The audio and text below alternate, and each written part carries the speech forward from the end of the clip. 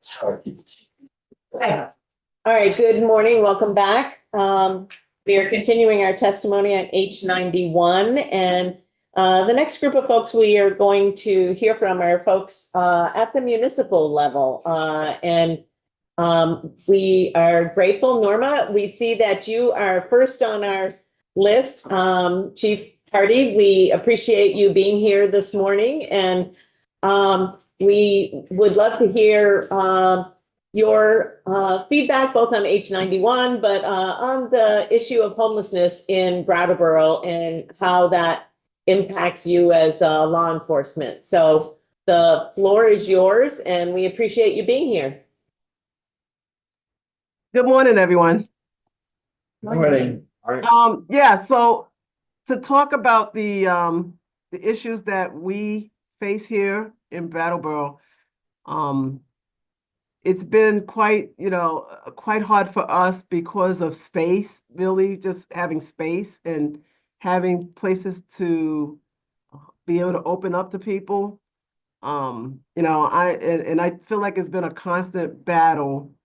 I don't feel that I feel like things that are supposed to be happening are not happening, and I feel like there should be a kind of like a restructure of how we're supposed to be addressing these issues. I believe that the structure that we have now has been too basically open, and I find that a lot of times when I want to have these conversations, and some of them are not popular or they're very hard conversations to have, particularly for our unhoused population.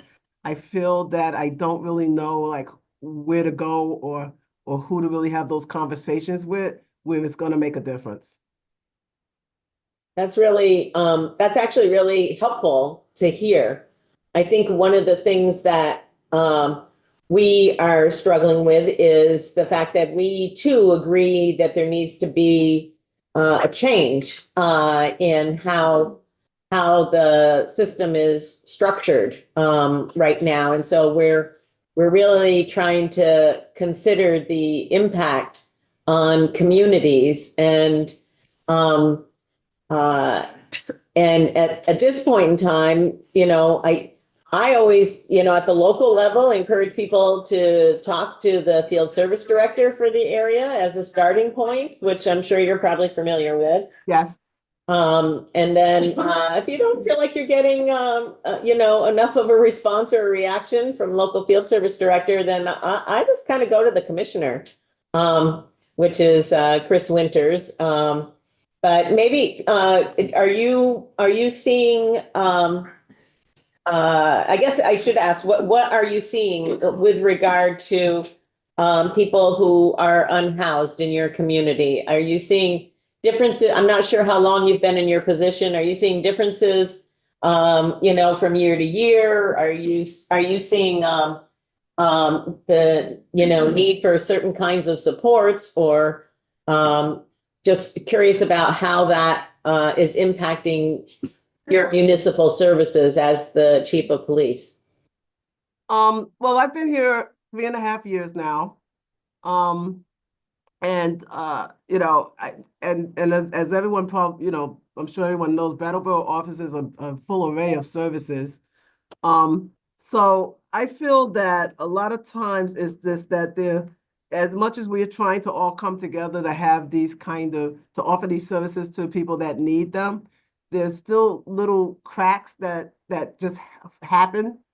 To me, especially here in Brattleboro, when we talk about the hotel program, for one, how my thought process in the hotel process, the hotel program, is that maybe I think that when we have a lot of the conversations here in Brattleboro, because I can only speak from my experience in Brattleboro, that we need to have more of a conversation where we structure our conversation as to when we're talking about unhoused, what is the structure of the people that we're looking to serve with the services that we're offering.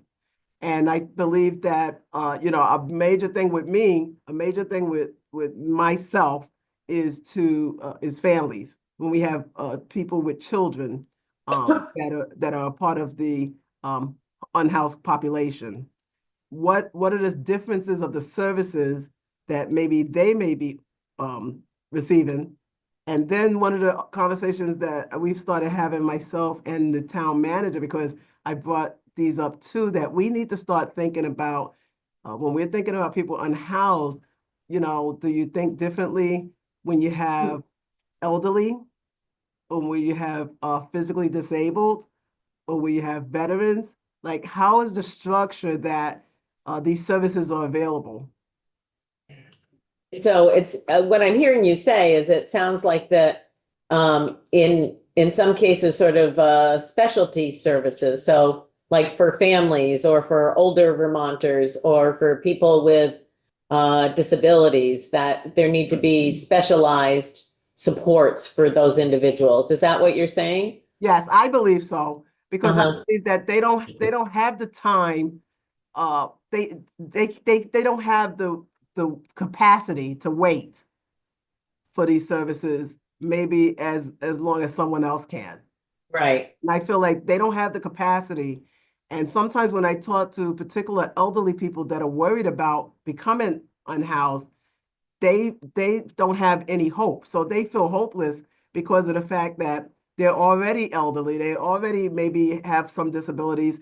And if these services stop for them, what is their next move? I feel like my conversation with someone who is, I want not even 80. I've had conversations with people that are 80, but let's even go to 70. My Mhm. conversation with someone who's 70 that may be facing being homeless is a different conversation that I'm having with someone who's 25.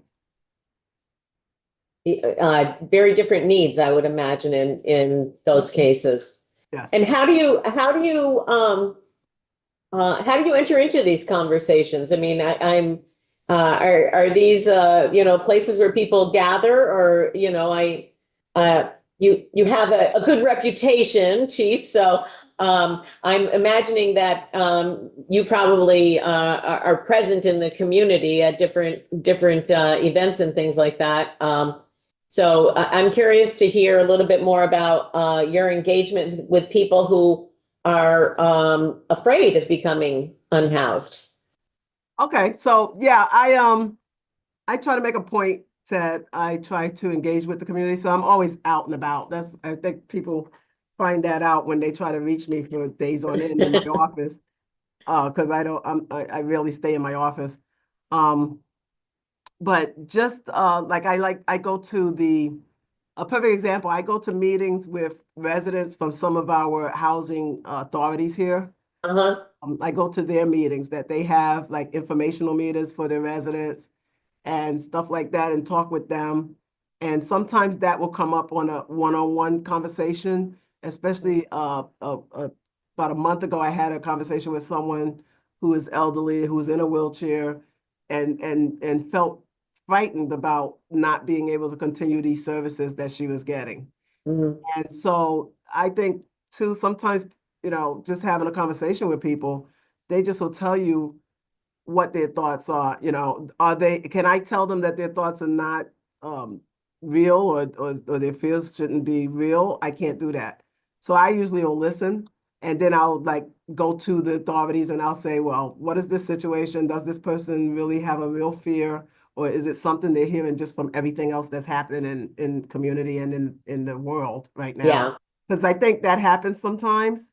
But I mean, I've talked to people that have been entire families. I remember I had a family that now they've relocated, but they were here and they were in a situation at one of our places that it was the best intentions of the state and the town to house people. But unfortunately, some of the people that were doing criminal acts had come into that community. And the person that was living there with her kids started to be very boisterous about this problem, and then didn't feel safe there anymore. So, we went through having to talk to different agencies and talk to different people that I could reach out to. And forgive me if I can't think of names, because I just remember making a bunch of calls and saying, can we do something for these people? And it was fortunate that that family was able to um, relocate to a different place. Um, so it happens quite often that it's just a conversation. Mhm. A lot of times too, like I'll have community members that'll come to see me. And what I'll do is I'll have, if it's one block and they say, we want to meet with you, I'll meet with that one block. And I'll say, what are your issues? What are you seeing? And if we have people that are camping, if we have people that have been on people's property, what we'll do is we'll see if we can give them services by sending over our embedded social workers or seeing if maybe if it's an addiction thing, I've hired a community resource specialist, and he may go over and talk to them and see if we can get them help. So Mhm. I get these stories and this information from just from daily interactions, honestly.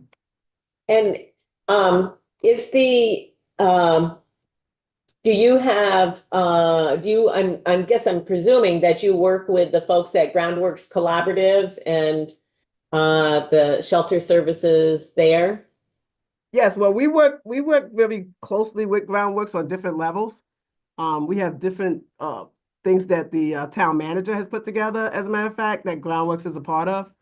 And also, I have had to work with Groundworks because I'm actually covering as the emergency management director right now until we hire a fire chief.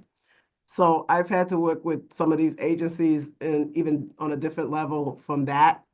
And I will be quite honest that I've had kind of very hard conversations with people from Groundworks, throughout the years. I don't need to say right this moment, but throughout my time here, there have been back and forth conversations about some of the things that have come up as solutions that I feel that are just cop-outs.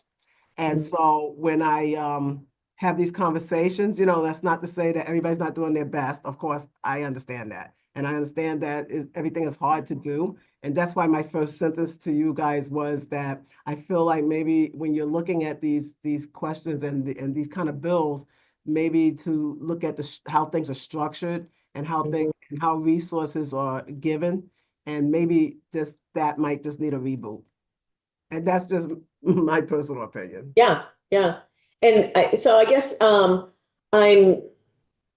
curious because we have resources at the state level that go out to all those various shelter providers and community action agencies like Brock and places like that. Um, does the city of Brattleboro get any direct resources from the state with regard to potential for warming shelters or to support your work with people who are homeless? Well, our person that we deal with is Sue Graff. Okay. Yeah, we deal with Sue Graff on a lot of issues. A lot of things have come up as far as warming shelters and those kind of things with activists within the community. Mhm. But what I find is when you try to a few things with that, right? So we've had issues where it comes up that, okay, Brattleboro doesn't have warming shelters. So we have emergency plans in place. Of course, if there's major power outages, if there's any of those things, we know that we can use the high school and have like that. But I will say that I believe it was 2 years ago where we went through this entire, everybody came together and tried to get a shelter up and running, and we went and we got help from emergency management. We got help from Red Cross. We set up cots, and it was at over by Vermont Yankee, and nobody used it. I think maybe one person used it in the time that it was set up. And so I believe in this past year, that might have given people a little pause on how do you not only just offer it, but make people feel that they're safe and that they can come in and use whatever you're offering. And so when we've had these conversations lately about warming shelters, I've reached out to Barry. I reached out to the chief there and asked them how they do things. I think that one of the biggest issues I believe that we butt heads about as far as when we want to offer things is what are the parameters of what we're offering. So when you say we're gonna offer a shelter, my thing is that who's gonna help us run it, right? The Mhm. Brattleboro does not have the capacity to run a shelter, all right? Right. The town manager will tell you that all day, every day. So who's gonna help us run it, right? So right now, I just had a meeting with him where he said that we have a possibility of someone who will manage it. But then you have to think about all the other things that come behind that. Security, high barrier, low barrier. You know, I said that if you're gonna have families, women, children, or everyone, like where are the parameters? Like, how do you decide that Right. this is what you do? Because I'm not an expert on shelters. I'm not, but I can say that my issues would be security. That would be something that I would think of right away. You can't tell people to come into a space and we put a bunch of people into a space and it's a bunch of people and you have one or two people that may not make those people feel safe. And we've seen that, so it's not like I'm just saying it. We see that all the time. If you have mental health issues, if you have addiction issues, you want these people to be able to have some place to go. But then if you start talking about the person that has 3 kids and you want that person to have some place to go, now how do you make those decisions of how do you divide that up? Right. Right. So, do you have any sort of closing remarks or recommendations for us? What I heard you say is that you're kind of feeling like it needs a reboot and reconsideration to how the whole thing is structured, and that communities need to be involved in those discussions, and that resources need to be there for communities as well. I mean, that's sort of summarizing what I heard you say, and along with sort of specialty services, depending upon what the population is, whether it's families or people with mental health challenges or older Vermonters. Yes, I think that, yeah, thank you. I think you summed it up great. Because I was trying to get my thoughts out. And I apologize too, because I just don't feel well today, but I feel like this is just such an important thing. And I think that we have to be able to have these conversations. I believe that what we see and just in the conversations, I think that there's a lot of mistrust. And I believe that there's a lot of mistrust in the systems here from the community, from the public, from the people that are not going to sit here and talk to you and let you know, that they'll just say that, no, I don't want to do this. I don't want to use that. I'm not going anywhere. I don't want any help from anybody because they'll do A, B, or C, or they'll restrict me from doing A, B, or C. So that makes people tend not to even seek out these services, even if they're offered. So I think that has to be a reality that everybody understands. Thank you. Thank you, Chief Hardy. We really appreciate, one, because you're not feeling well, and two, because we know you're really busy. And so thank you very much for being here or it's still morning, I guess. Yeah, it's still morning. All righty. Thank you very much. Appreciate it. Thank you for having me. Okay. All right. Have a good day. Thank you. You as well. Okay, Josh. Samantha's gonna join me. Okay, that's great. I think there should be another chair there you can pull out. Yeah. Perfect. Welcome. Thank Thank you. you. Good morning. Thanks for logging in ahead of time, Samantha. You get extra points for that. It stresses me out when Josh does it. I usually forget to turn off the volume and you Oh, get. yeah, that's bad news. But for the record, Josh Hanford, the Director of Intergovernmental Relations at the Vermont League of Cities and Towns. I've been there for almost a year and a half. Before that, I was involved in housing for a long time and community development, and happy to be here to chat with you. My name is Samantha Sheehan. I'm the Municipal Policy and Advocacy Specialist for VLCT. I joined the organization in October. Prior to that, I worked for former Burlington Mayor Moreau Weinberger, and earned a lot of experience partnering with the state to establish 3 shelters during my time with the mayor. So I'm happy to be here to talk to you about that. Thank you, both for being here. We really appreciate it. So this is just a curiosity question for me. So is either one of you doing the job that Karen Horn used to have? Is that Yes. okay? It's that, it sort of redefined. Redefined. Yes, Karen Yeah. and Gwen Yeah, okay. are no longer with VLCT, and we have a lot of advocacy, policy, intergovernmental relation work. It's been quite I thought that my old portfolio of housing, community development was broad, adding historic preservation and planning and municipalities. It's every committee in this building. Right. So definitely on the job learning still going on. Well, that's great. And we appreciate you both being here. And the floor is yours. Excellent. Well, since we haven't been in, we thought we'd just make sure everyone knew what VLCT is and does. I'm sorry, I should have done this when the chief was here, but let's just do a quick round of introductions because this is your first time here. And I'm Teresa Wood from Waterbury, and I also serve Bolton, Buellscore, and Huntington. Oh, I guess we'll go this way. Ray Garofano, Essex and Essex Junction. Nice. Hey, I'm Jubilee McGill and I represent Bridgeport, Middlebury, New Haven, and Weybridge. I'm Esme Cole of Hartford. Zon Eastis from Guilford and Vernon. Hi, Todd Nielsen, I represent Brandon and Forestdale. Doug Bishop, I represent Colchester, Chittenden. Brenda Steady, East Milton, Westford. Good afternoon, I'm Dan Noyce. I represent Woolgate, Hyde Park, Belvedere, and Johnson. And Donahue from Northfield, also represent Berlin. And we'll start here and go around. Hello, I'm Alex with the ACLU of Vermont. Hi, Chris Donnelly with the Champlain House Trust. Maria was from the Department of Children and Families. Brenda Siegel and Homelessness Vermont. Beverly Boget from the Vermont Early Childhood Advocacy Alliance. Matthew DeGroot, Action Circles. Missouri Voice Media Assistant. Great, thank you. And it's helpful to give people a little bit of background as you are about VLCT and then really the impact that the homelessness and housing crisis is having on Vermont. Interested in your perspective about that. Absolutely.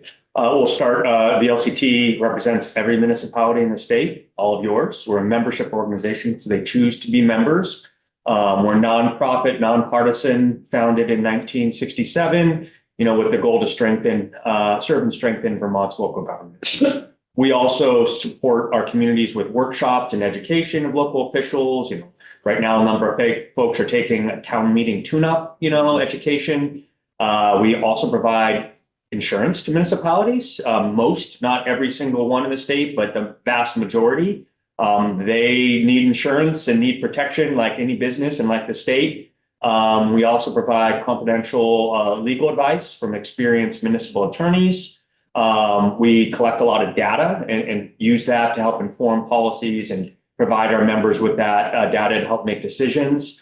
And then we also participate in a lot of state agency and legislative working groups to represent municipalities as a whole. It's real hard sometimes to really, especially get the smaller communities that don't have a lot of paid staff to be able to be there, be present. Most of them are volunteers. I think the fact many of most municipalities in the state are smaller, and there's a lot depends on volunteers' time. One of our newer initiatives, really since ARPA, has been to provide more technical assistance to municipalities. Think grant writing, think financial sort of planning and advice in municipal operations. We're able to do that right now with a USDA grant to provide this sort of support for flood recovery, in particular, accessing other federal resources to really help low capacity municipalities. That doesn't sound great, but that's the reality. Is if the way we've structured so many things is you have to compete. And so those that don't have the resources to compete get farther left behind. And that's sort of a theme of ours, that we wish there'd be less programs we'd be developing and competitive and more of revenue sharing with municipalities based on need. All of our New England states, New York, everyone around us has revenue sharing programs with municipalities for the different sort of programs or buckets you could think of. Think transportation, think human services. There's all a source of revenue that gets directly shared with the local municipality to deliver some of those supports in a way that we feel generally it's hard for Vermont communities to compete. Don't you have some legislative funding around ARPA as well? We received a small amount of the MTAP grant, the Okay. Municipal Technical Assistance. So that was divided amongst four technical assistance providers, RPCs, the VCRD, a few others. VLCT was one of those. And we assisted every single municipality in the state obligate its ARPA funds by the deadline. Okay, I was sort of remembered something around that. So thank you. The governor's proposed budget includes 3 million for the MTAP program this year. Okay, thank you.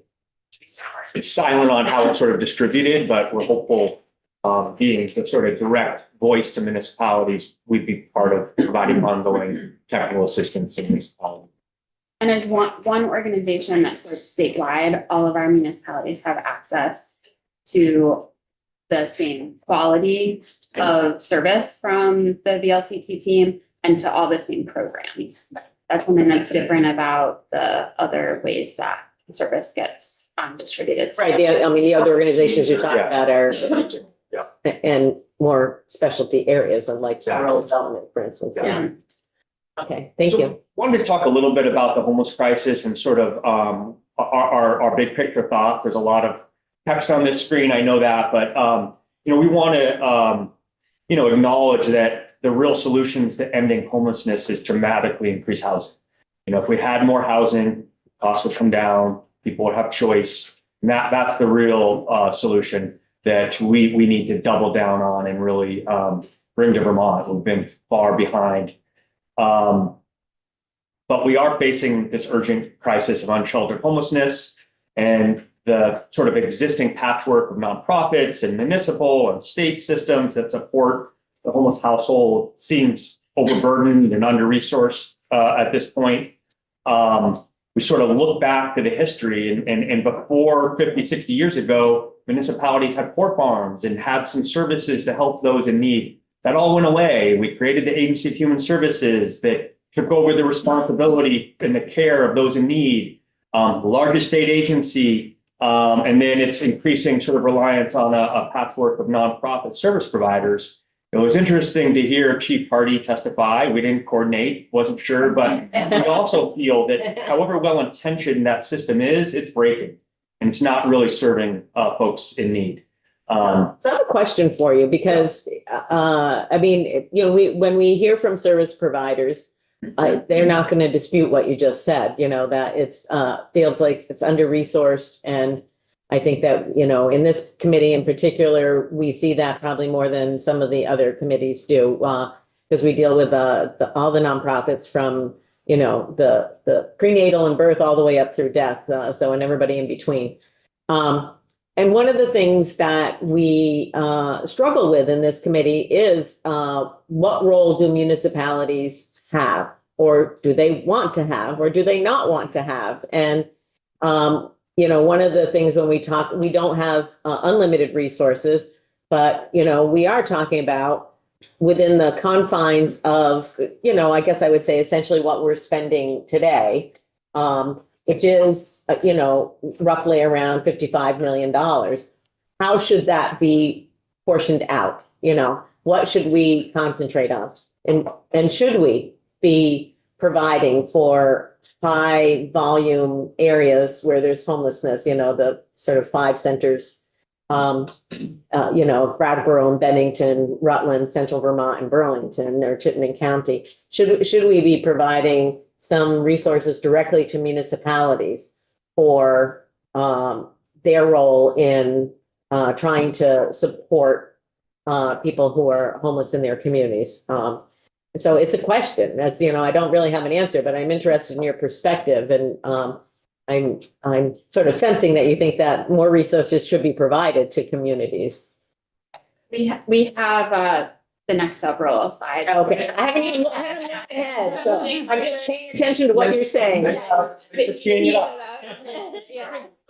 Yes. I will say before we get into that, we represent municipalities of all size with a variety of resources, some with emergency services, some without, some with police departments, some without, some that have worked really hard to create human services support within their city staff for other communities that is far beyond what they'll really ever be able to stand up, regardless of the scale of the emergency. And municipalities are doing a variety of work under a very urgent, in a very urgent atmosphere to support all of their constituents, and certainly including the most vulnerable and those who are living without shelter. They are generally unanimous, the local officials who are our members, in saying that municipalities should not be shelter providers. It's not an expertise that is carried within local government, and it requires expertise. So there are municipalities that are receiving OEO grants and are creating shelter, but that is a really significant resource drain on them, and everybody feels that this is within the authority and the responsibility of state government, and that municipalities are and should be a partner, but not the primary shelter provider. Yeah. And managing sort of the impacts of rising homelessness we felt, fallen disproportionately on municipalities, whether we're the right level to deliver those supports or services without sort of compensation. And many municipalities feel they don't have that capacity or expertise that Samantha mentioned, or the formal authority to address these associated problems. That's just not in the authority of municipal government, provided as a deal through state through authority of the legislature. So it's a challenge. If I could provide a specific example of that, if it's helpful, if we go back to Chief Hardy's testimony, and she was talking about the conversation she has with their nonprofit shelter provider in Brattleboro, and questions around barrier. And these are like usually the first questions that need to be determined and agreed upon in the creation of new shelter, like, is it a sober living facility? Is it not? What age, is it 18 and older? Does it accommodate children? In the context, in the system we've created, the municipal officials can provide input. They don't have the authority that the Department of Children and Families has in mandating those rules around barrier and access. So a municipality can say, we are really lacking shelter for minors and families. We are really lacking shelter for people exiting in treatment recovery. That is the type of service we need, but they don't have the authority to make it so. That authority rests with state government. In the variety of sort of local level response to the homelessness crisis, here are some examples. Many municipalities are creating or expanding services to meet basic needs. That includes food security services, expanding public access for people to meet basic hygiene, showers and restrooms, managing waste removal and solid waste management, so trash and hazards, purchasing and distributing camping supplies, and more. What we hear is, when I ran for select board, when I ran for city council, when I took this job as town manager, I never thought I'd be going to Walmart to buy, tents and pass. They are responding to two, I'm sure this committee has heard this over and over again. Homelessness has happened in Vermont for a long time and with different levels of severity in the past. Never before have local governments had to deal with creating emergency shelter in extreme cold weather. That has always been something the state was able to provide adequately. And never have local governments had to find shelter for young families and young children. In the past, families with children were always able to access shelter and were never forced to live outside. And then managing life safety and public safety issues at multiple dispersed camps. This is a serious need and one that is important for local government to fulfill to keep communities safe and certainly to keep the people living in encampments safe, that they just have not been equipped to handle. And then lastly, certainly experiencing increased demands and expenses in emergencies, medical and public safety services. We encourage you to hear more from some EMS providers. And just to add on to that, sort of a nuance about the different roles and liabilities that the state has, the municipality has, we're laying out some increased costs that municipalities are bearing, unreimbursed, increased risk without liability protections the state has for itself for assuming these roles. There's monetary cap for lawsuits of all sizes that the state has, monetary caps that have been around since 2011. The municipalities haven't been offered those same caps. And so there's risks of lawsuits and liability as we step into a place that we're not really equipped or have the authority to manage. So just Can you say a highlight little bit that. more about that? Sure. There's a bill in judiciary. House Judiciary that we prompted by bringing this up. The state back in 2011 adopted a monetary cap for lawsuits of $500,000 per individual case, 2 million aggregate. Municipalities weren't granted that same protection. But yet most of the services are delivered at the municipal level. Most of the public infrastructure where someone could slip and fall are at the municipal level. And so we have seen this really increasingly rise, one, because of dams. Municipalities own dams and we've had flooding and there's huge risk. And the only insurance that's provided for municipal dams is now self-insured through the league, which all of the taxpayers are paying as residents of that municipality buying an insurance product.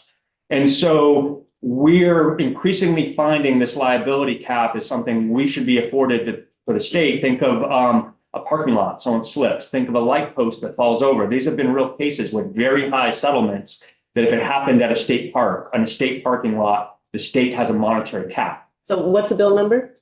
H138.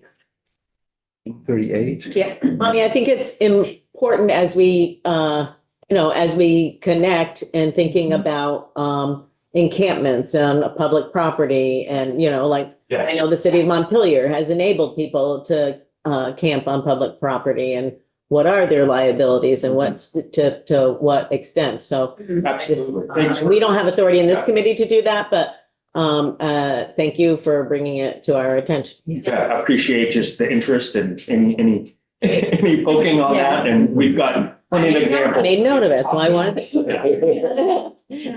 Yeah, go ahead. And I don't know how you would quantify this, but do you have any data on what it is costing, some kind of average or per person, our towns, unsheltered homelessness?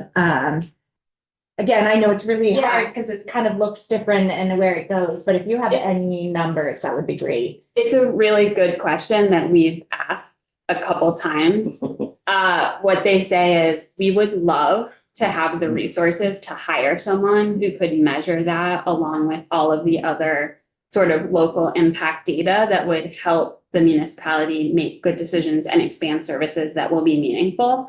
But even without that capacity now, they're not able to put it together. I will say when I worked for Burlington, we did look at as much as we could data that was available through public safety responses and EMS. And it's imperfect, but there are a number of ways that the coding happens where you might be able to safely assume someone is unsheltered, who is the subject of that emergency service response. The problem with that is, it's imperfect because it's not something you can tell about someone definitely by looking at them. And also it's like a lagging indicator. So by the time like the whole Medicaid billing cycle had completed and then been reported back to the municipality, it was very old information. I think Burlington has tried to quantify this. We've heard of one or two other municipalities that have tried to quantify this, but with the exception of a specific outreach coordinator they've hired or one specific staff, they actually don't have the codes or a budget for addressing the unhoused in their community. So it's It just kind of got Yes, pulled right. in with the rising But they know costs. the impacts, Yeah. and unfortunately, municipalities are experiencing budget challenges that are pretty acute right now with the rising property tax, and they're trying to control their municipal side, which is 20 to 30% of your property tax bill, and so everything that they can try to reduce and cut is playing out. And so it's a really good question, and it's a really, it's a concern if folks are relying on municipalities to provide some of these critical supports for the unhoused when there isn't any direct support and they don't even have line items or the authority to do it. It could be the first place to be cut. I was going to say too, Burlington is unique in a lot of ways, many related to their charter authorities there that have been broadly expanded beyond most municipalities. And Burlington is the only municipality I'm aware of that has a dedicated local revenue source that can be used in its municipal budget for homelessness services. And so that happens through the short-term rental tax that then goes to the Housing Trust Fund. And the Housing Trust Fund revenue goes primarily to building permanently affordable housing, but also to some of the services that they provide, like at the day shelter, to the BCJC. They also receive direct opioid settlement funds. So they're able to, they can put together that information in a way because they have this local dedicated revenue. So I raise that not to talk about the special things that Burlington gets to do, but because another thing that VLCT is asking for is an expanded municipal authority for short-term local option tax, so that other municipalities could create local revenue that supports municipal government operations in the ways that they like. Just to further here, we support more support for municipalities and nonprofit service providers to support the needs and capacity of unhoused. We think the state needs to expand and operate shelters, double what we have now. Others feel Not very differently. efficient at it, I have to tell you. And maybe if they're in the business to do that more, maybe they could be more efficient as opposed to offering. What we've heard from a lot of service providers is, yes, they may be more efficient because they're not given the resources or the options. So, they are at a struggling point of not being able to pay their basic overhead, but yet opening another shelter. That doesn't seem like a recipe for success. That seems like a collapse is coming. And so not the permanent solution, but maybe 1,200 beds that's in a state system that can constantly be resourced and supported and available upon need. That's not the ultimate solution, but to have competitive grants where you operate it or you don't, and you're the service provider in this area and you don't fulfill the need, doesn't seem very sustainable either. So this is just one suggestion we have. Direct support for municipalities, you already brought it up, to complete the capacity and support the unsheltered. And there's been some small examples of specific sort of steps in this direction, but nothing consistent. Rutland, for example, was received a grant from AHS to provide some support there that essentially dedicated people to find solutions at the local level. And there were several partnerships with apartment owners that housed families that would have been unhoused with children that resulted from that. So I think offering that consistently to municipalities that need the resources and want to participate would go a long ways.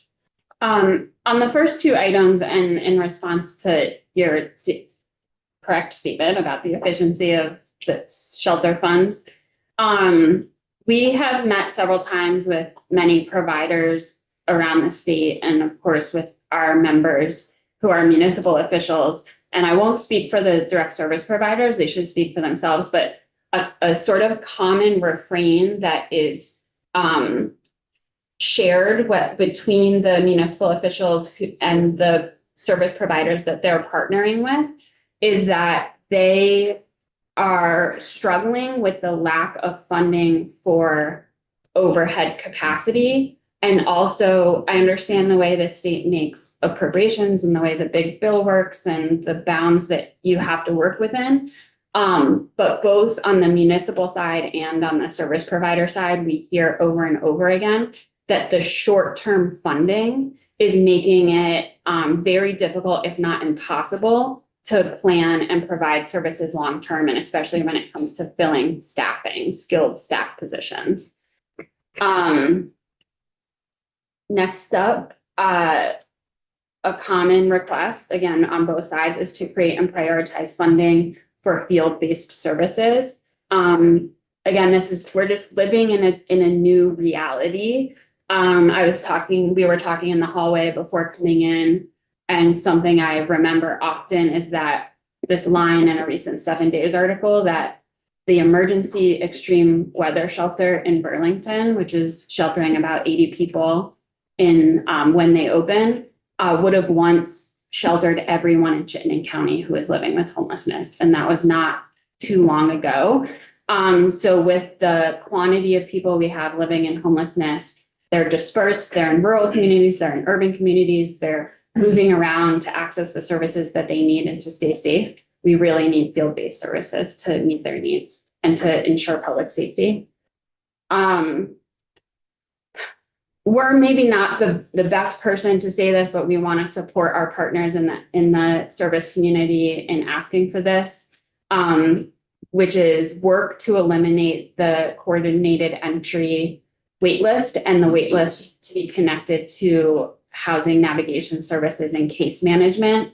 The coordinated entry system can work extremely well, and it is certainly our best tool at partnering, at connecting households living in homelessness to a permanent and stable place to live.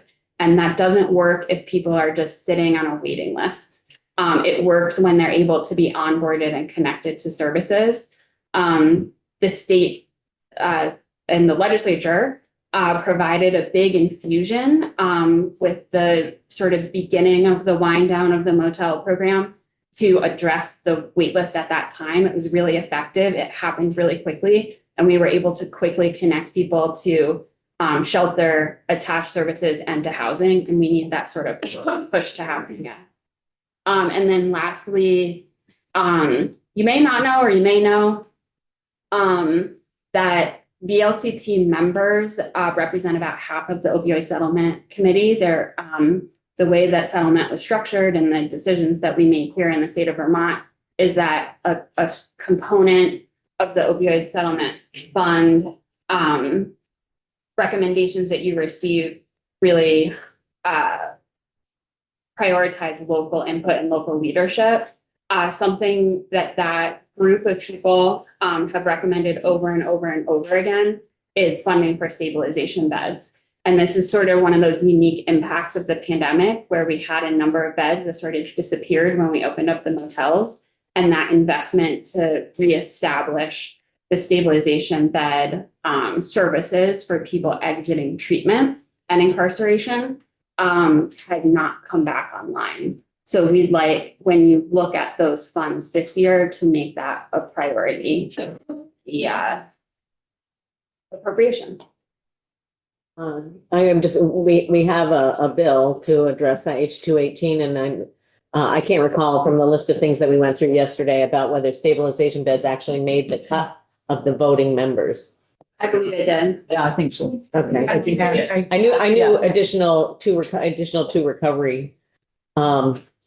Anyways, but we'll be taking a look at it. I mean, right now, the committee and the department are uniform in their recommendations. So that's a good start for us. So we don't have to It mediate. helps. Right. Thank you. And we know this bill is sort of a starting point with a lot of discussion. We just want to provide a couple small thoughts. Didn't get too deep here, but we prioritize community-based shelter over the motel shelter program.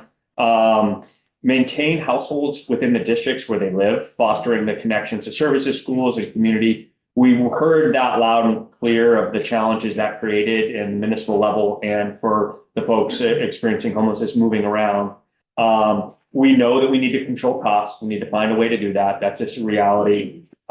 We support enforcing livability and safety standards within the motels and hotels. And we require the agencies to provide timely and transparent reporting and data. And just one last sort of overarching, a few more points and then finish with some overarching thoughts from VLCT is, the lower vacancy, the trigger of vacancy rate might be hard to achieve, knowing that we have been a long time since we've seen 5% vacancy rates in Vermont. And so that could be a challenge, or have some sort of localized review of that. One of the things that always was so frustrating for me when I was housing commissioner, that, we didn't have the space, we don't have the housing, and then I'd go on visits and I'd see empty state college dorms all over the state, completely empty. I'd go with the faith-based community, see faith-based dormitories for nuns and priests completely empty that were being heated year round. It's like, no, we have the space. The problem is providing a service provider. Who's going to manage it? Maybe it's not in the right location. And so just that is a reality that we have to work through some of these challenges. There are locations. It might mean partnering and working with different people to provide them, but keeping that open always. We think having contractual agreements with the motel providers is a good thing. I mean, they need to deliver. They're getting paid. It's not like they're doing this out of the goodness of their heart. The pilot payments. So pilot payments and local option tax, municipalities can adopt local option tax. That's put into a fund. It pays for state properties in lieu of taxes. Couple interesting tidbits here. So the local option tax is the one resource that municipalities can collect on top of their property tax to pay for services. Well, the communities that have had sort of disproportionate share of housing folks in hotels and motels, they haven't been paid any local option tax because the state's tax exempt. So it's like a double whammy. Not only are they experiencing increased police, fire, EMS, other associated costs, but then they're not getting any of their local option tax to help offset those from the state. And so, our thought here is acknowledge this, that there is a lack of consumption tax and other resources in the very same communities that are bearing the brunt of many of the unhoused. And we're actually cutting their resources at the same time because of our own processes. And so we feel like we need to address that. And can I just ask a question about that? Yeah. Because I'm aware that VLCT is actually pushing to have, changes in the formula and all of that kind of stuff because of, the way things are existing now. And so that seems sort of like a contrary recommendation.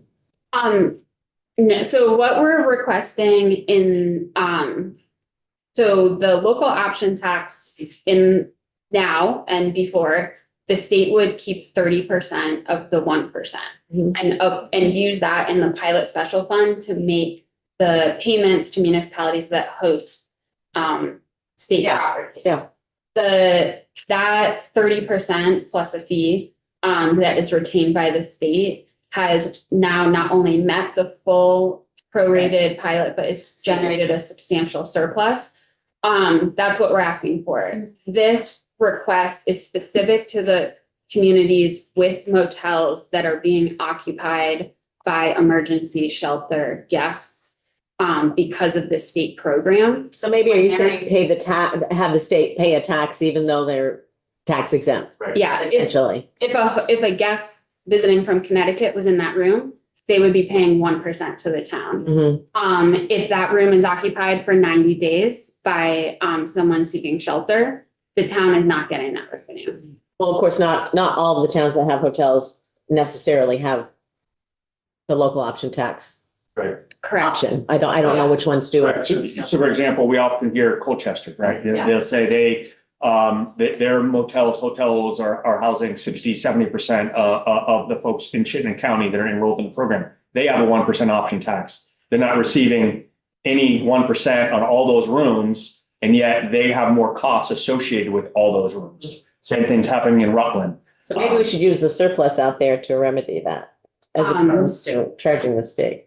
Well, I know that's not what you would advocate, but Yeah. I'm just. And the double whammy is that, so we use the shelter in the Armory. I think that the Armory is a state-owned building. So the state is paying the town a pilot fee, a payment in lieu of taxes for that building. If a shelter, supported by the state through OEO is in, for example, the VFW, when it was in the VFW in Burlington, that building is owned by the VFW. So the city of Burlington is not receiving a pilot fee payment. I understand the issue you bring. Yeah, yeah. Okay.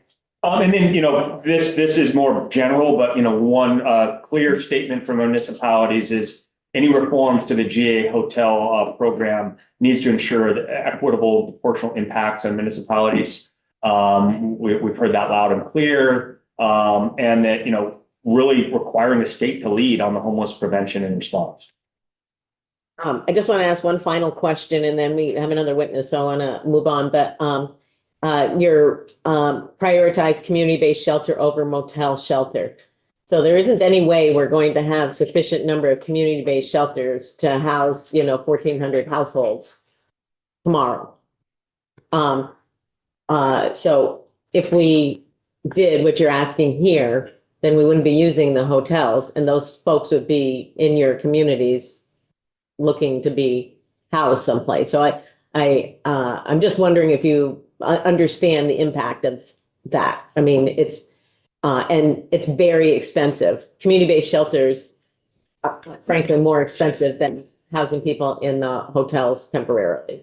Our understanding of the bill as drafted is that it prioritizes shelter and then a motel in the HS district and then a motel in another district. Right. And with a sort of required effort to move the person back to the district that is their community. Our statement here is saying we support that measure. Okay, all right. I just want to make sure I understood what that meant. Okay. Thank you both for being here this morning and for your really specific comments about the impact on communities and some of the suggestions that you have for how we can better address that impact on communities and the state as a whole. So appreciate it very much. Thanks for having us. Thank you. Good luck. Thank you. Cool gesture. I know. I'm thinking in my head, Doug is in his glory right now. Professor's the top three. Chris, thank you. You can leave that one there. Oh, sorry. Yeah. Chris is going to have someplace to sit. Good morning. Good morning, Chris. Welcome. Thanks. The floor is yours. I don't have a presentation. Just stop looking. Chris Donnelly with the Champlain Housing Trust, and thanks for the chair. I know I sat in this chair a few times last year, so it's good to be back. I haven't been following all of your conversations around this bill. I've just listened into a couple that but I saw your witness list, and you guys have been talking to people a lot more smarter than me. I work at the Champlain Housing Trust, and we do a lot of services and housing in the northwest corner of the state.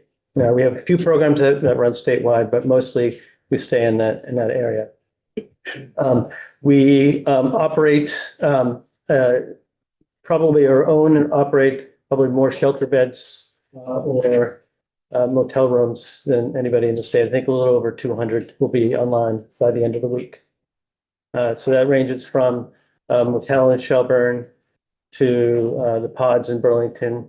And then we own a lot of property that other nonprofits provide the services for. And so that's a model that we'd like to do. We'd like to do the real estate piece and provide that support for the service network to do their work well. I just want to thank you. I was talking to Representative Easties this morning. This committee really, you're the social safety net for the state. Really, you are holding that. And when things go wrong, you hear about it. And so, just hearing some of the testimony earlier fact that we're normalizing camping, the fact that we're talking about camping and we're not screaming about that is just, it's amazing that you can do that and be here and try to find some solutions. So, I will say that last week we helped with CVOEO or their domestic violence agency open up a shelter in St. Albans. We have another youth shelter working with Spectrum that will be opening in St. Albans in the next couple months. Hopefully we can get the contractors going. This week, the former Champlain Inn will be fully renovated with 36 year-round beds and then another 40 seasonal beds there. So we really have been leaning into trying to create that community-based shelter that folks are talking about. We do feel that the shelters are not, and the motels, just not the answer. We just need the housing. We just need to continue. And I was here last year and in several other committees with a bunch of spreadsheets and showed how we can actually work through the process. We just have to resource it, and not just provide the services that people really need. We need to build the housing. And I liken it to, I don't know if it's a bottleneck or a funnel or what have you. The coordinated entry system does work, as it was mentioned before. It's structurally okay. It's just we have so many people coming in and so few places for people to move into. And so there's no capacity for people to even provide those services for folks, that housing navigation, because there's no housing to navigate to. And so really it has to be, we have to be doing both and. We've talked about this in the past. We can't just say, all right, everybody back up the street because we can't afford the shelters or the motels anymore. Because there's no other option. There's no place for people to move to. And we're, working as hard as we can to get people in to housing. One of the things that you've done over the years is you've created this great, I think, really effective nonprofit network of housing providers like mine across the state. And in the last few years, we've said, all right, every time we have a vacancy, we're gonna try to move someone in out of homelessness and really try to address this situation. And we've gone from 20% of our turnovers when a vacancy happens to 33 or 35% of our turns. So we're really working to try to absorb that. But I tell you, it's just going to take a long time until we have the housing. To me, it's not rocket science. It seems pretty straightforward. We need to be providing those services for folks to help them get connected to housing. But we need to have the housing. And then we need to, again, you heard some of this last week. We need to have those supports to keep people housed after they move in. So I don't have a lot of other, I don't have a presentation. I don't have a lot more. Sorry, I have a couple of questions for you, Chris. So, yesterday we heard from VHCB that, they, appreciate the governor's recommend, fully funding the property transfer tax portion formula that goes to them. But, essentially said they had tens of millions of dollars of housing that is in the pipeline, ready to build if it had the financing behind it. And it is Champlain Housing Trust in one of those situations where you have projects that are, could be ready to go, absent the financing. Right now, under construction, we have 200 units of housing that we're building right now in Shelburne and downtown Burlington and Colchester. So we're building, and we have projects just lined up. And so we have another 300 or so that we're thinking about. We have a bunch in Heinsberg. We have some in South Burlington. So they're all scattered around. Is the housing that you're building now, is that workforce housing? Is it housing that's supported with services? Is it, I'm presuming it's some combination. It is a combination. And, for example, in Shelburne, I believe 20 of the 68 apartments that we're building there are being set aside for people exiting homelessness. Next to that, we have another 26 home ownership units. So we're trying to do a mix. The services, we have a resident services team that provides some services. People should come with services through case management, but then we help people connect when those services either fall off or that capacity is lacking. Mhm. So we try to connect people, do that resident service coordination. But yeah. And since you're here, can you give us a little update on the Developmental Disabilities Housing Initiative that you're working on? Yep, great. We've been working with a group of parents. We have a property that we own in Burlington that had been a group home for Howard Center. They moved down to Shelburne, the new facility. We are now looking at that building to convert back into apartments and put an addition on for 10 apartments. It'll have to be a two-story house, two-story building with an elevator, so it's not cheap to do that. But we have a great site plan. We're working with architects to sketch it out. We've assembled some of the funding. Some more funding was approved to the budget adjustment in this body. It's Pending approval, making yes. way through the process. With that $2.8 million, we will have just a little bit of money from the city, and then we're asking the VHIP program, the Vermont Housing Improvement Program, to fill that last little gap. So everything's lining up that we could actually get under construction by end of the summer, early fall. Hopefully, with this real estate, there's hope. Okay, yes, Representative Cole. I'm wondering if you could talk about your experience with the local investment advisory committee through the treasurer's office Mhm. and how those low interest loans have been able for you, or if we could do anything to expand that for you, or I know that's a bigger question, but. Yeah. We have used, actually, in the previous treasurer, the first iterations of this, we have used that to help renovate existing property. Mhm. And then bring deeper affordability to it. So it's a great source. We've been trying to build that type of capacity internally too, so that we have our own pool of money, so we don't need to come to the state. But yeah, it's a great little boost. Sometimes you just need a little bit of debt that's just lower than market, Absolutely. just to make the numbers work. Thank you. Great. Any other questions for this witness? I've heard good things. Oh, thank you. Yes, thank you.